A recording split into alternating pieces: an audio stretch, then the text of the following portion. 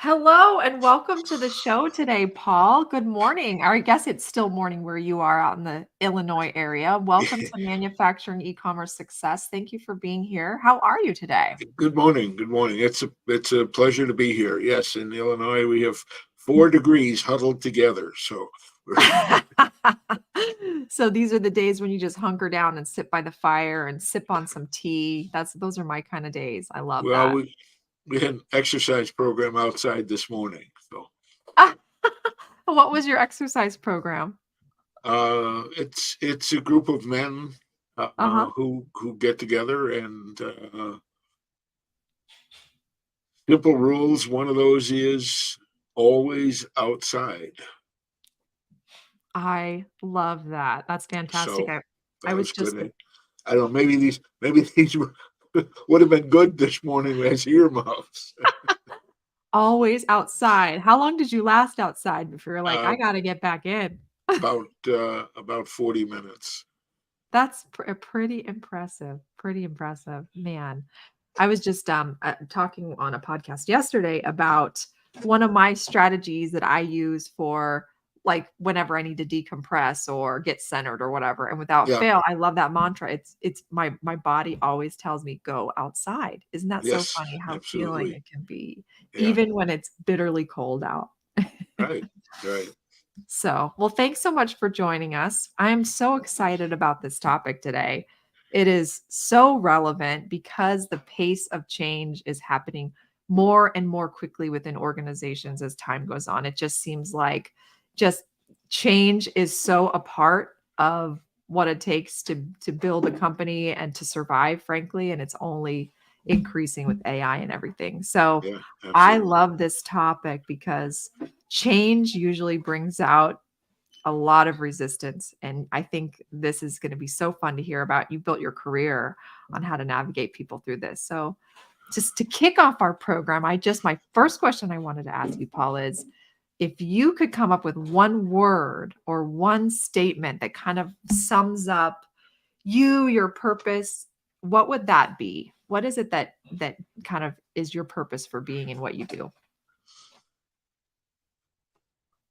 So, in a few words, Mhm. empowering and implementing change in companies. Empowering. Empowering the management and employees, and implementing change. Mm, I love it. You are a man who loves a challenge. It's where I live. Actually, yes, yes. You are a man who loves a challenge. That's so fantastic. And let's talk a little bit about your company. You're the founder of For a Better Business, and you spent a Yes. large part of your career also working for BP Amoco. Right. Um, but let's talk a little bit about what inspired you to start For a Better Business. What led you down this path? You're such a leader in change management, particularly in manufacturing. What made you decide you wanted to take the leap and just go off and start your own So consultants? it actually started when I graduated from college. Hmm. I started working in a shipyard. I When I arrived, so my training is in ship design and construction. I'm a naval architect and marine engineer. And when I walked into Newport News Shipbuilding the first day after college, they said, "Well, we have this major transition we're going to do, analog to digital, and you're leading it." Okay. Uh, They very had a lot of interesting. confidence in you. Yeah, very interesting team. I had a woman who could more or less speak assembler. A little, very interesting. Uh, an original geek before geeks were a thing. A guy who was was in charge of maintenance on a nuclear submarine, where you Wow. get 30 seconds in a 6 month voyage of outage time or some truly ridiculous number like that. and a burner on the machine, an operator on the machine we were working with, who, and I don't say this pejoratively at all, it's just observation. He would deny it, but I don't really think he completed 6th grade. Mm. But he knew everything about burning steel, more than the engineers. Wow. Yep. And I led that project, successfully implemented this in their major production area. And as I was doing that, 2 prior graduates of the college that I went to, so I graduated in a class of 19, very specialized in this, called and said they were looking for someone to manage ship construction in Spain. Raised my hand. Yes, I'm interested. 2 weeks later, I'm on a plane to Spain, and my instruction set is figure out what you're supposed to do and do that. A year later, one Great of instructions, by the way. oh yes, So specific. have any questions? Right. And the Spaniards are building 1,000-foot oil tankers for us.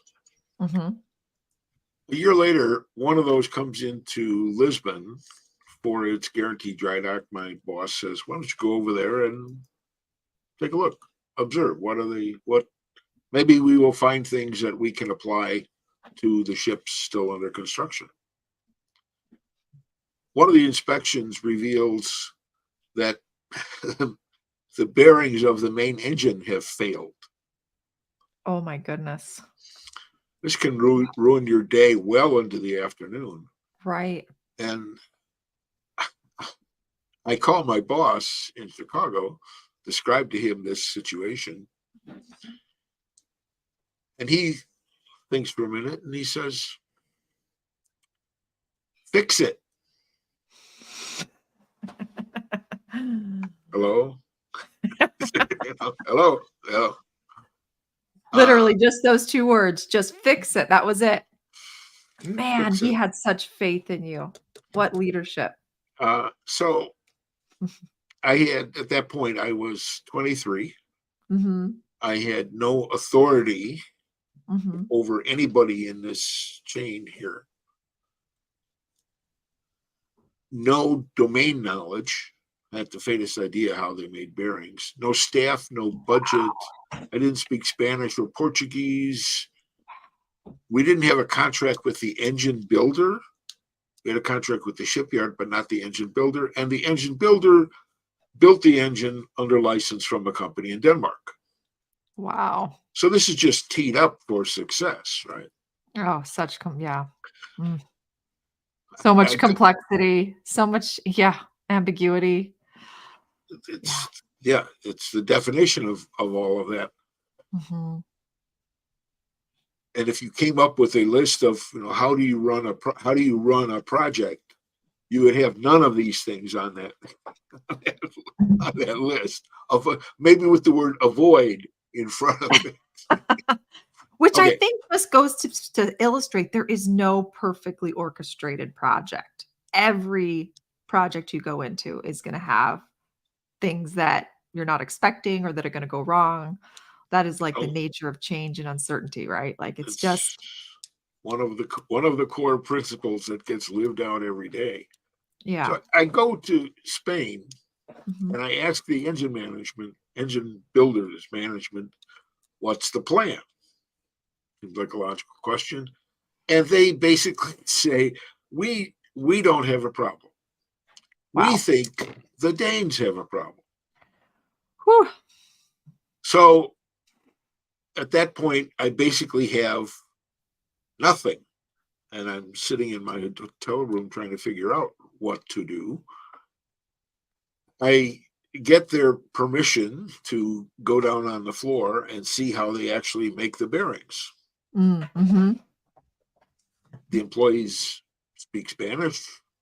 At that point, I speak English.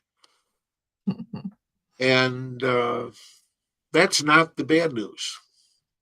The bad news is management told them that I was there to tell them how to fix the bearings. Wow. And I had no idea what they actually did. So it was actually dangerous because if I told them to do something, they would do it. That was their Yeah. directive. But Mm. none of that was going to contribute to solving the issue. Mm. So I'm sitting in my hotel room thinking, okay, how are we going to do this? And I finally I came in and I said to them, okay, I don't know anything about making bearings. Zero, nothing. But you guys do this every day. So, and you know how you make the bearings. Why don't we see if we can connect what you actually do to the issue that we see on the bearings? Works beyond my wildest dreams. They get very enthused about participating and contributing to looking at all of this and figuring out what's going wrong and figuring out what to do to fix it. In a couple of weeks, we resolve the issues, permanently raise their manufacturing capability. Mm. And because of the way that I was forced to develop on the spot, they own the process and the results. So if something fails down the line, it's their process. They were part of working on that. So we've developed their capability to address that. And the alternative is I come in without the knowledge, tell them what to do. It fails again, and they say, Yeah. "Ah, that guy from Chicago, we're not so clever after all." And the most important part of that, or I mean, there were several, but they're the heroes. They're the heroes. They Exact. are I the love heroes. that. I'm not the hero. I mean, Yeah.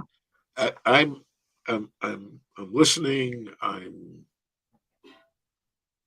suggesting. I'm asking, but they're the ones who own it. So out of that, I took two core principles, which I actually use today. Mhm. One, 90% of the issues that waste time and money and produce bad results in a company are embedded in how their processes and interactions work. With the really important caveat that more than you'd like to think,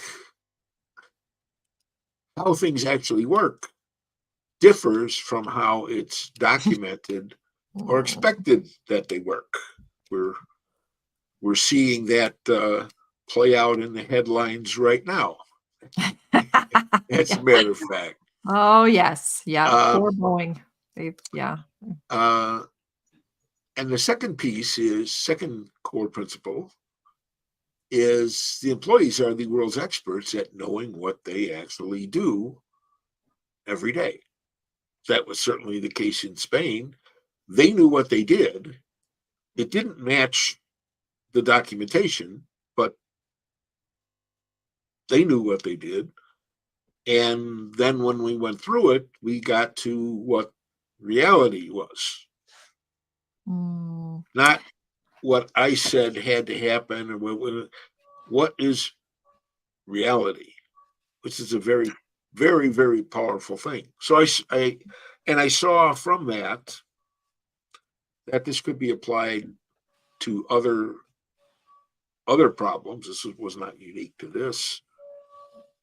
It could be applied across an organization, and it could be applied to a whole company.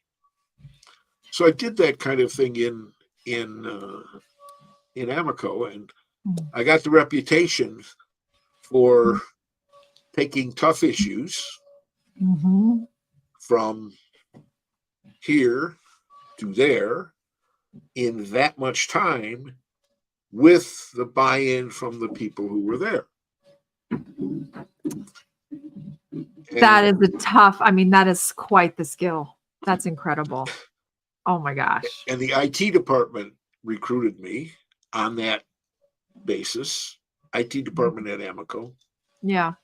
And I put together a system that, so this is at the time when all the changes between mainframe and compute and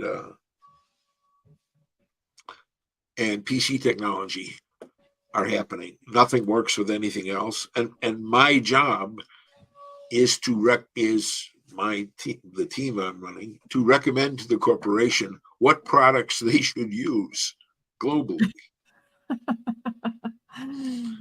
Oh. Okay, came up with a system. It was truly remarkable. We got input from thousands of employees across Amoco based on what they were doing in their own work. Put that Mm. together so everybody else could look at it.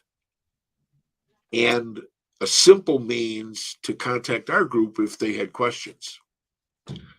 Revolutionary, faster implementation, lower risk. The IT management shut it down after it was working. Why? They thought they were losing control. Because it was so democratized. Well, we had, yeah, I mean, their view was, we're the IT department. We tell you what to do.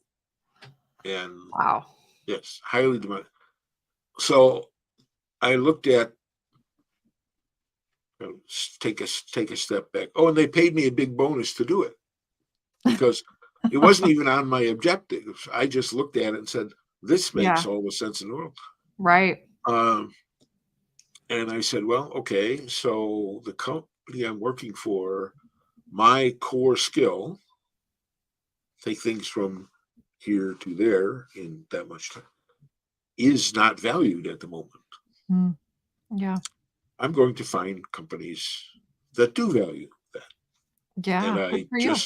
And I left. And that's kind of a long answer to your simple question of what motivated starting for a better business.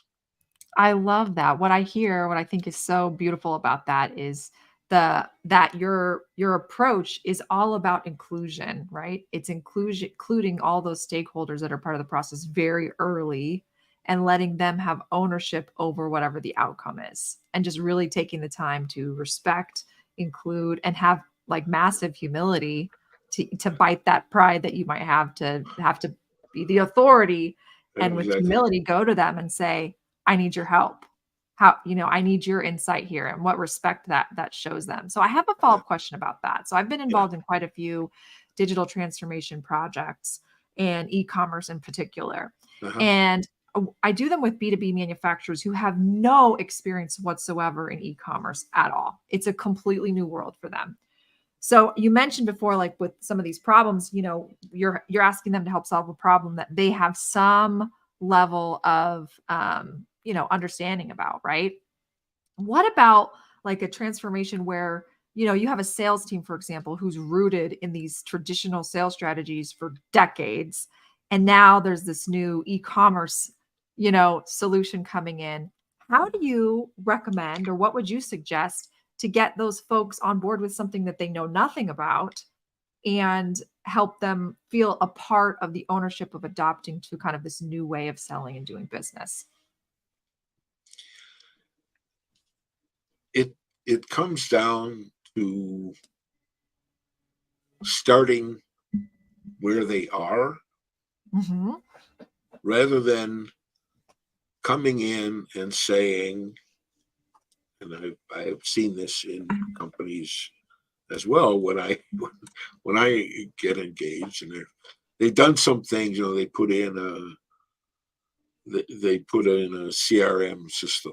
Yeah. Yeah. Oh, it's a great system, but we can't get the salespeople to use it. How many times have I heard that in my career, Paul? I Yeah, right, swear. right. So, Yeah. okay. So what what what do you know about their sales process? Has Mhm. anyone talked with them? Exactly. Well, no, that will take time. And they're not the and they don't know what they don't know. So what are we going? It the irony is if you just lay it out there, you've built in the resistance to change. And now you're going to spend all of your time trying to overcome the resistance to change. Because they weren't involved from the beginning during the planning phase. Right. Yep. Planning, implementation, they weren't, this was handed. Top down. Here you go. We're doing this. Right. Mhm. Which is common not only in sales and technology, it's common everywhere.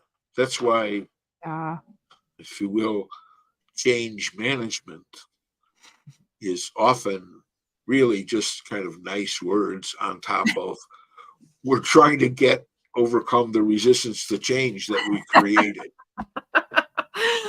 So true. Yeah.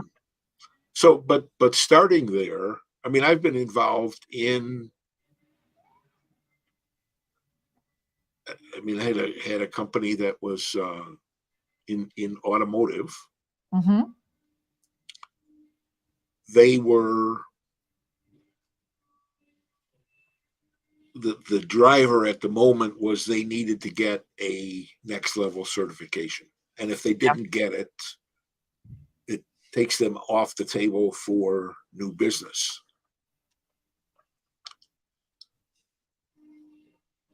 They're operating at lower quartile performance, quality and delivery issues.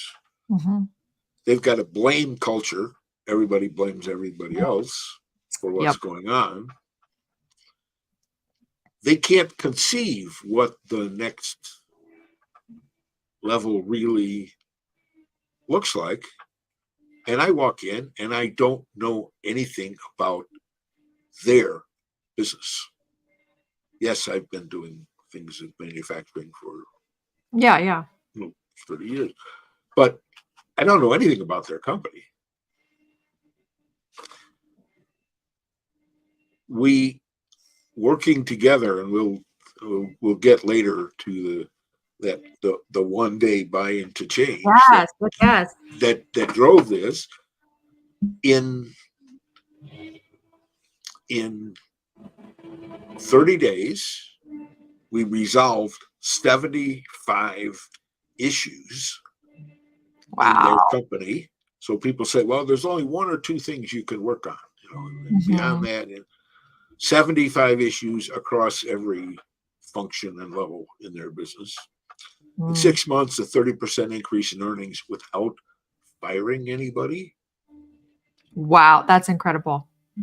That's amazing. And then within 12 months, they pursued and got their first ever business with Toyota. Wow. Amazing. So sitting there at lower quartile performance with quality and delivery issues, they didn't have this idea that, in 18 months or so, we could be a Toyota supplier. Mm-hmm. Not even on the map, not even on the road map. So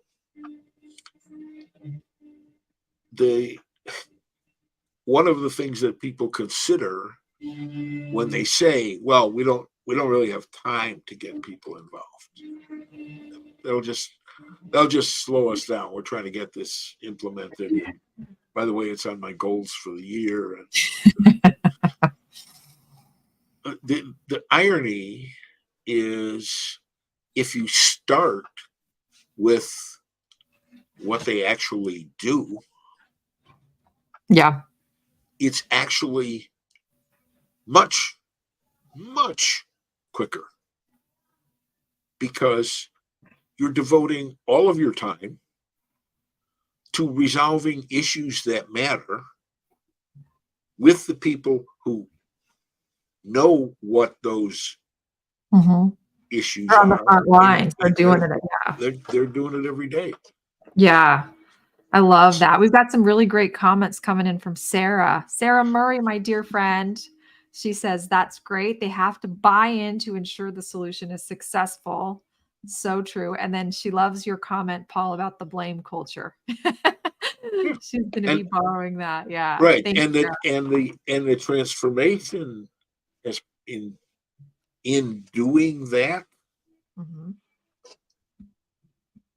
they arrived at what I call an improvement seeking culture.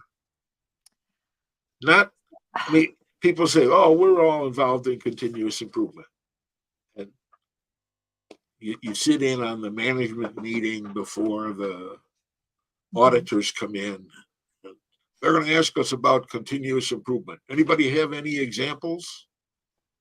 it's, So it's what are it's a someone group thing. It's a group thing, yeah. but improvement seeking is a personal thing. Everybody has that as part of their. It's not even part of their goals and et cetera, et cetera. It's the way that we do business here. We're all looking at this. We're not saying, yeah, if you have any ideas, we have a quarterly meeting to assess those ideas, and we'll get around to it. Maybe if it doesn't make it this meeting, we'll do it next meeting. Here's the idea. Assess it, implement it right away. I mean, immediately. Sends a really strong message. So in order to shift that culture from the blame culture to this kind of improvement mindset, you have to, as leaders, show the employees that when they have ideas, suggestions, that you are going to act on them. Correct? It's all implementation. Yeah. I mean, we start implementing with an organization day one, Yeah. day two. So here's my follow-up question to that, Paul. Okay. How do you do that without it going like off the shark, right? Like to the point where, because I'll be, I run a business, you run a business. Like, how do you create this environment where people come and you can make these changes quickly, but it doesn't, when I say off the shark, like you can't do everything, right? Like how do you empower, but then does that make sense? I don't know if my question's making sense, but like how do you allow for prioritization, for example, of certain things that might be more critical that need to happen? Like how do you keep it from getting too democratized, or is that the goal? You want it to be like, how do you allow for that? Does it make sense? Well, the core, we really need to get back or get into that the framework for the buy into change in a day. Let's do it. Because that's a core piece here. Mm-hmm. You're in a company and for whatever reason, apparent to you or not, management decides we're going to make some big changes here. Or maybe a consultant shows up. Heaven forfend.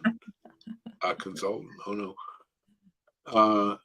What's the first thought that goes through an employee's mind? Fear, I think. I think there's a very common phenomenon in psychology. They call it the interpretation bias, where something new in the environment. It's very well studied. If someone experiences something new and your initial reaction is negativity or fear or, you know, that kind of response. And maybe the second thought is, oh no, here we go again. We've tried all this before. It never works. Okay, Yeah. here we are. So the interesting thing is, if you don't address that fear in the first 5 minutes, and I mean literally 5 minutes, that's the number one thing. Your initiative is dead and you don't even know it. But you can look out at all the literature that says, you know, whether it doesn't matter what research organization, Gartner, Gallup, MIT, you know, Joe down at the grocery, wherever you want, 70% of change initiatives fail to achieve their objectives. It's a harsh reality that we face. Yep. Doesn't have to be that way. That's why we exist. But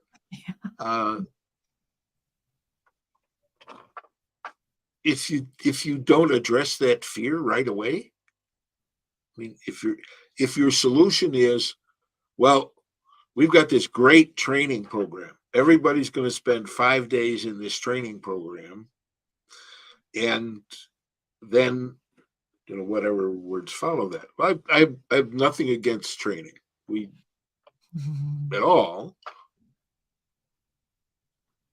But the message that sends on day one is, you guys don't have the capability to participate and contribute to this effort. Yep. So absolutely. You have to look. So one of the pieces is you have to address that fear. Yes. And our favorite way is, having done this for dozens and dozens of companies over a long period of time, is when we do what I'm going to lay out with you, we are going to increase productivity and growth. And when we accomplish that, which we will, it creates opportunity for everybody. It's creating a very compelling vision. So first you're validating so a vision. Yeah. Then okay. The second piece is, I was brought in because whatever that issue is. I mean, there are lots of issues that can prompt a company to say, tomorrow can't be like today. We need to do something. Yeah. And they're expecting to hear, well, here's the consultant. He's going to do a consulting thing. He's going to come in. He's never seen our he's never seen our business before, and he's going to come in and tell us what to do. Yeah, okay. I mean, that goes right along, right in the trash bin with the fear piece. And my message is, well, as far as I know, I mean, I'm here to help, but as far as I know, you guys are the world's experts at knowing what you actually do every day. Yeah. Am I right? And you get a lot of head nodding, and goes even, yeah. Well, it's about time somebody realized that. I mean, you get there's a groundswell of agreement with that statement. Mm-hmm. Great, because we're actually going to talk with you, listen to you, and as we do that, we're going to lay out what you actually do every day. Mhm. I'm not talking about a list of problems. George Yeah. doesn't do this. Susan doesn't do this. Nancy's never.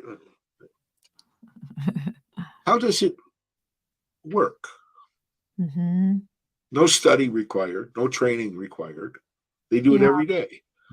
How does it really work? And as we do that, so we're going to lay this out visually so it's easy to Mhm. see, easy to follow. And as we do that, all of the issues that need work, so we're laying this out, all the issues that need work and will move the needle, if you will, improve the business, will appear. As you're going through that. Yep. Not because I said so, Yep. So but smart. so you go back to that principle that says 90% of the issues are embedded in Yeah. process and interaction, with the caveat that they don't always work that way. They don't always Yeah. work how you. Well, now we're going to find out how they really work.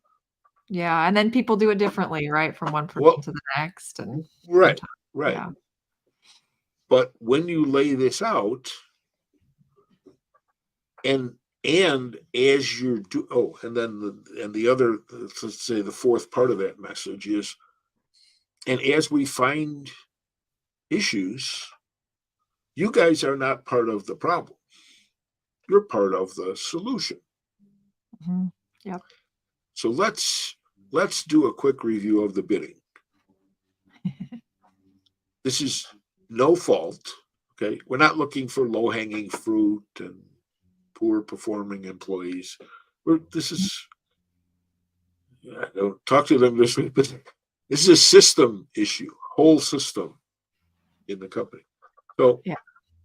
we're not looking for that. This is productivity and growth. Those are the words to keep in mind.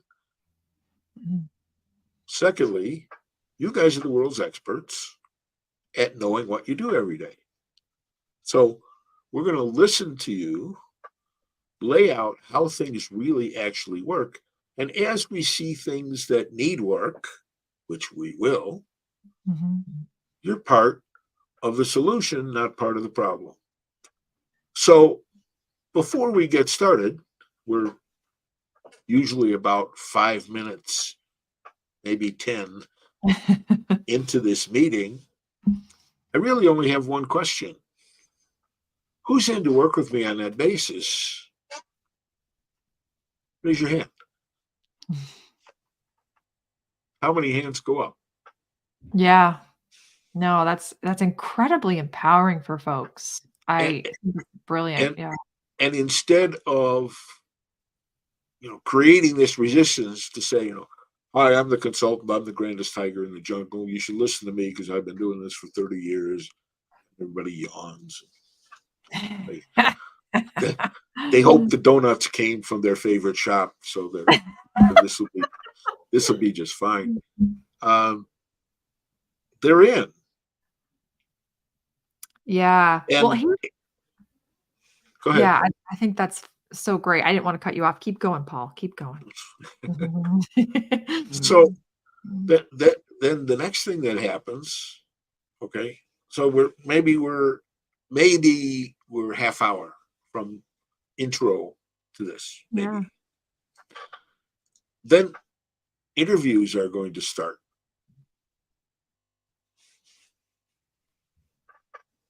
And after a couple hours, there's going to be a break. Maybe it's lunch, maybe it's Mhm.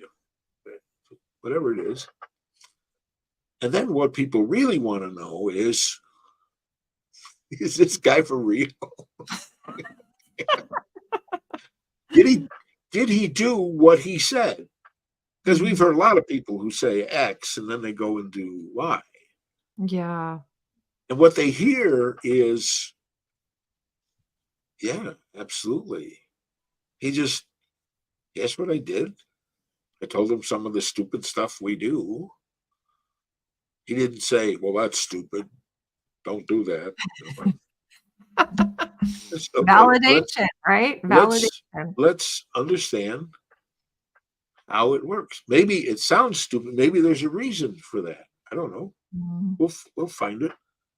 And now those people who, and anybody who's been through this, any kind of thing like this, who would otherwise say, okay, the consultant is coming to see you tomorrow, and they say, I'm feeling a little sick. I don't think I'm going to be in tomorrow.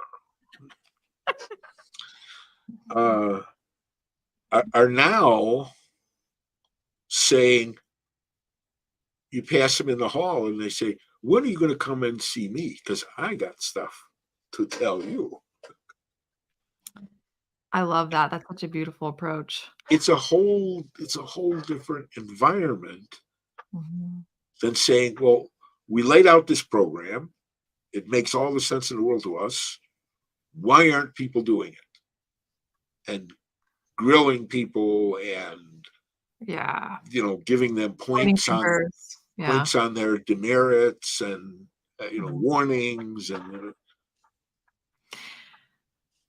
Here's my follow-up question, Paul. I love it. yeah. What do you okay, old habits die hard.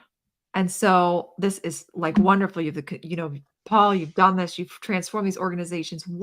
How do you implement some sort of, or within the leadership, how do you make it so that it actually consistently happens even after you're gone? Like, so that it becomes this long-term part of the culture, right? Rather than this like flash, what do you call it? Like a flashpoint situation, right? Right, Like what is your right, approach to making sure that it really becomes ingrained, especially like if you mentioned like blame culture, like that kind of a culture that is hard, like there's a lot of people involved in that blame culture, creating that blame culture, which means that's a big thing to untether, right? Like with all the people. So how do you kind of untether that in a way that really kind of goes the distance beyond even that first day or the first so month, the first 2 months? there's Mhm. we probably don't have time to get into all of this, but there's You'll have to there come there's again. yeah, I'm happy to. Simplistically, but actually reality, there's four elements that build culture. Mm. Posters isn't one of them. Oh, darn. Okay, I thought it was. Yeah, All right. I'm taking all posters, my posters down. donuts, yeah, hockey tables, Oh, lunch, free lunch. mm-mm. So it starts with action, doing something. Actions repeated become habits. Mhm. Habits developed among, so actions and habits are an individual thing, Yeah, person, not group, right. person. But habits developed by many become behavior, which becomes expectations of how we, my expectation for you on what you're going to do to respond to whatever this situation or the way you're going to work. And then that becomes culture. Well, Love that. there's a key element of this. So if you look at the pieces there and you say, okay, action and then habit, you have to repeat actions to get Yeah. habit. We're repeating actions everywhere in the company every day. Mhm. So it may involve them. It may Yeah. be the people that they go to lunch with or that they ride home with, but everybody is seeing this every day. So we're taking okay, if you do this in 2 years, nobody cares. Doesn't work because you don't ever get to that repetition. Ah, I see. It needs to happen rapidly. It needs If to you be a do it in rapid. if you do it in 6 months, nobody cares. Mhm.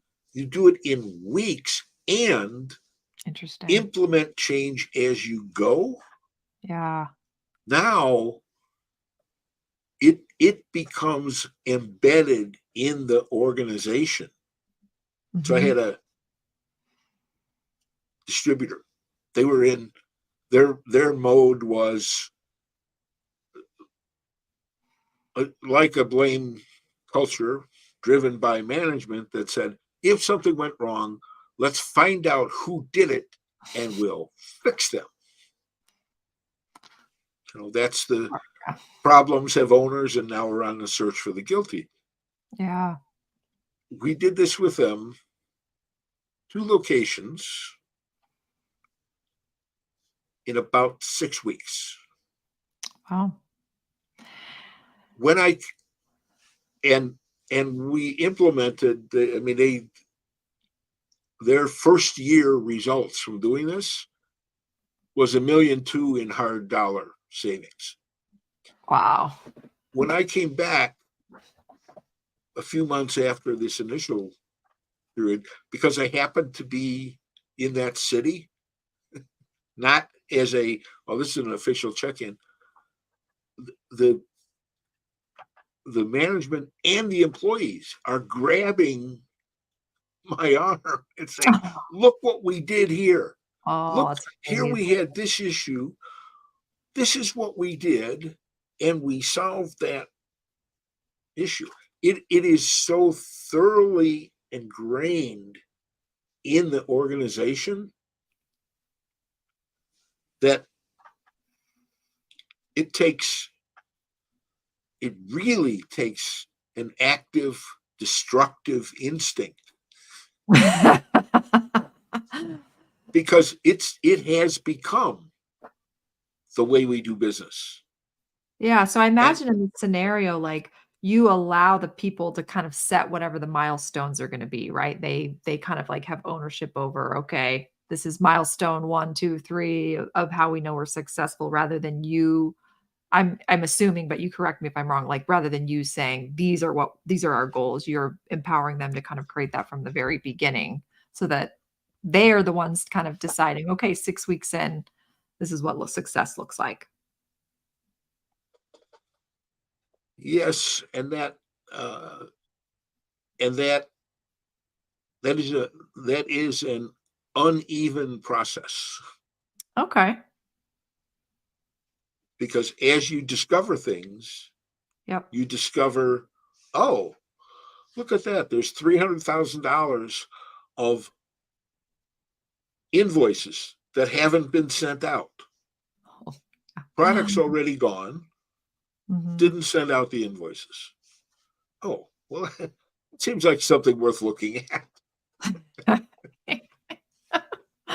And Yeah, okay, so it's look at fun. that.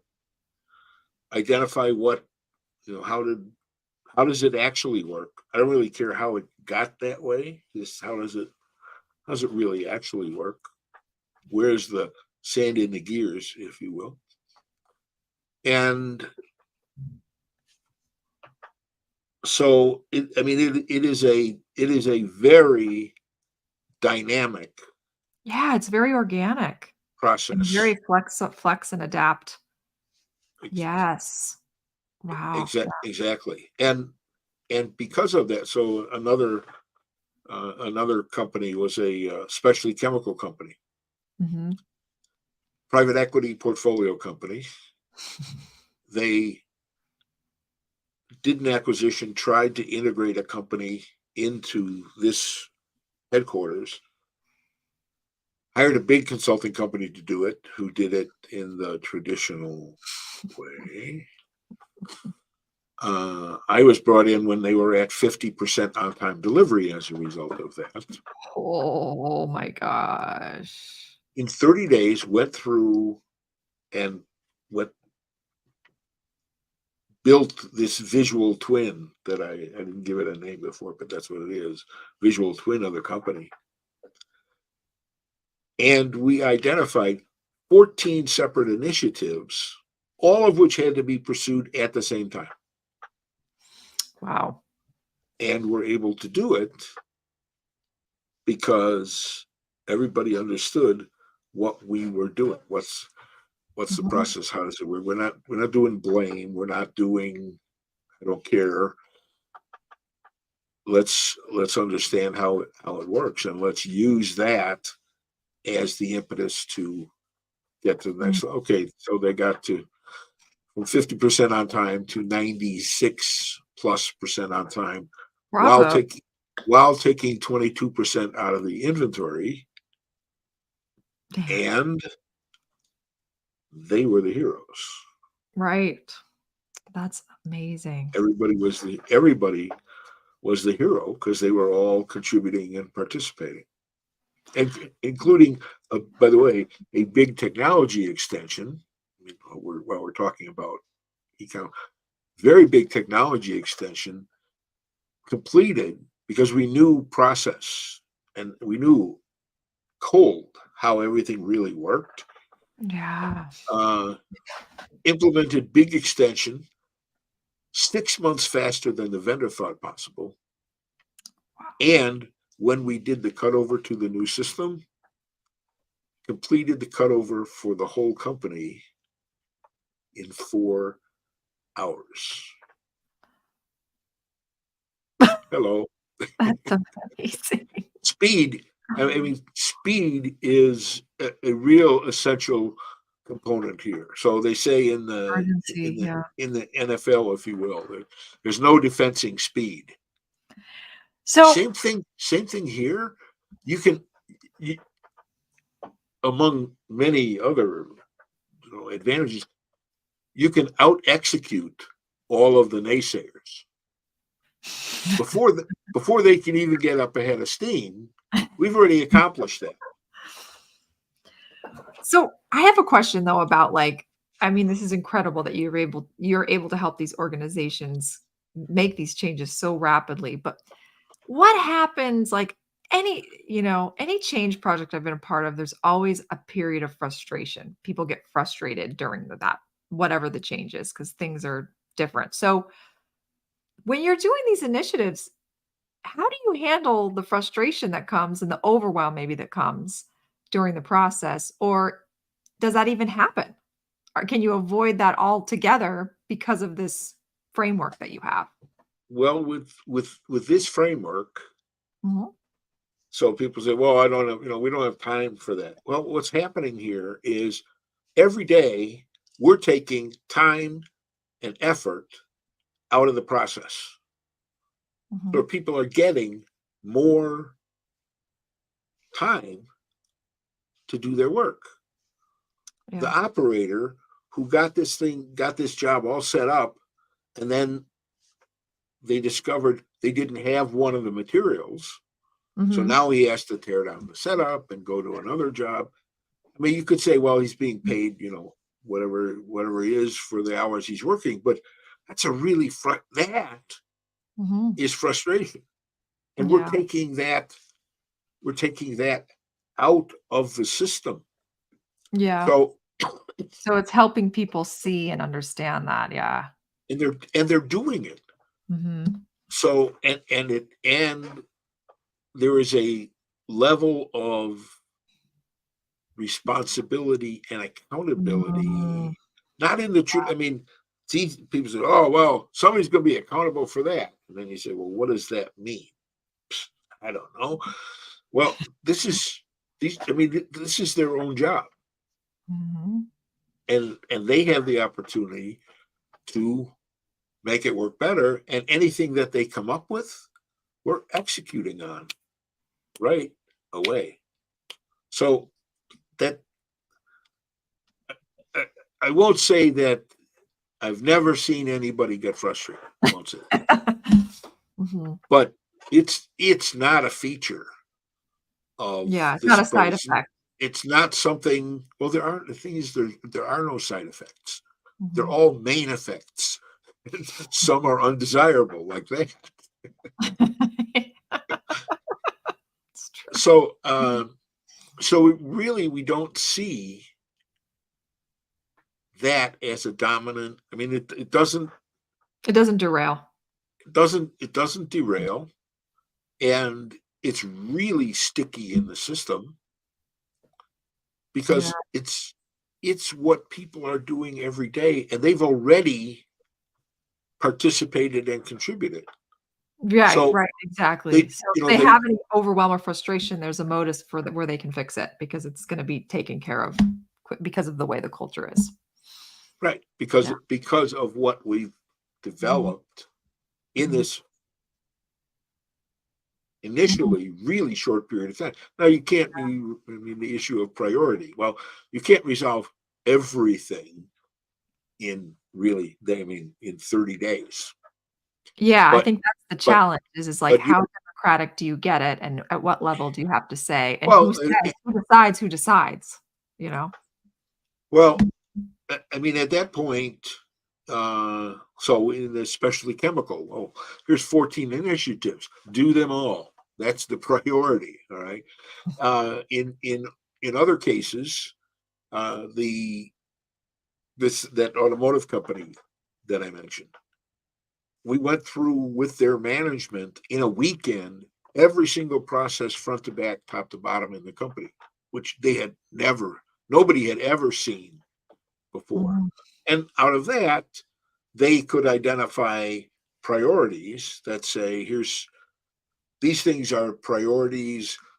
The two things that limit implementation are either resources or policy. Policy mhm. you can change easily when people see what the implications of that is. Resources, okay, there's time and money, and you know, now maybe we do need a big change in our ERP, or we need to build the e-commerce, but we have a clear picture of what good looks like, Mhm. where we are now, and who should be involved. Yeah, and involving them really at the start. So they're coming up, for example, with the e-commerce adoption plan rather than you as the leader saying, "This is what it's gonna be." You let them kind of decide what that looks like. And because you have so much knowledge on the process of how the sales reps, for example, operate, then you're gonna be able to build an e-commerce solution that really meets them where they're at and that's gonna support them because you have a deep understanding of what it is exactly that they do every day. Right. I love it. Man, this has been fantastic, Paul. I feel like I got like a master class in change, and my gosh, this has been phenomenal. I can't tell you how much I appreciate all of your insight and experience. And that hour flew by. I can't believe it's already been an hour. But man, it's amazing to hear you share all of the incredible results that the teams that you've worked with have achieved when they've implemented these strategies. It's just so cool. So thank you so much for coming on the show today. And I It's my wanted pleasure. yeah, I wanted to give you a chance. I know you've got this really exciting webinar coming up, and when you were telling me the topic of it, I was just like, "Whoa, that's such a juicy topic." It's coming up in March. Do you want to tell everyone a little bit about that? Because I think there's a it's a good one. So Sure. It's the title is Rapid Organic Value Creation mm, in Mid-Market Private Equity Portfolio Companies. So one of the challenges that's happening in private equity is old models that models that may have worked don't work now, right? So to say, well, we're just going to increase prices and we're going to expand sales and that'll get us where, well, nobody's buying anything. yeah, no, that's a great So you topic. need to look internally, Mhm, uh, or at organic growth. How are you going to create that? And a lot of this does, uh, well, the example of that automotive company in which they're at lower quartile performance, productivity, quality issues, and the capability that was built in doing this opened up a whole new market for them. They could go after and win business from Toyota, which they had no idea of being able to do before. what I love about this, Paul, is it's just really just so simple. It's like, I studied psychology in college, and it's really just really understanding the psychology of people, and frankly just listening to them, listening to the people and validating what they're sharing and giving them a voice. It's just like it's amazing. It's like Occam's razor, right? It's like Yeah. the simplest solution is usually the right one. And we have this tendency to like overcomplicate it. Like you mentioned, consultants that just come in with these big, huge strategic plans and frameworks, when really what you're proposing is just at its heart, sit down, talk to the people that are doing the work, listen to them, have them tell you what it is that they do every day, and let them come up with the solution. Like in a nutshell. I mean, I know it's much more, there's much more that goes into it, but that's the core principle. And I think it's just such a beautiful, simple way to approach problem solving and to approach change. So thank you. I'm super inspired. I'm getting the goosies just thinking about Okay. it. So anyway, well, thank you so much, Paul, for joining us. And thank you to all of our listeners for tuning in. Sarah, thanks for listening in. And for all those out there, thanks for joining us. And man, what a treasure trove of information Paul's been. So, and next So, week, I'm really excited to let- we're going to have Isaiah Bollinger from Trellis, who's going to be coming on talking about e-commerce and sales oh, adoption strategies. yeah. So that'll be a real. I had a podcast with Isaiah earlier Oh, this you year. did? Yeah. That's so funny. Well, Yeah. we're making the rounds. Yeah, So, yeah. yeah, I'm super excited to have him on. I think sales adoption is a big one in e-commerce for B2B. That's Yeah. I'm super excited. So we're going to talk about that next week. So tune in. And Paul, I'd love to have you come on and again sometime. This has been a true pleasure. So thank you so much, That'd be everyone. great. So I just want to leave, let people know how they can contact me if they're Yeah. interested. So, Thank you. so my name is there on the screen, Paul Vragel. Mhm. Rhymes with bagel, by the way.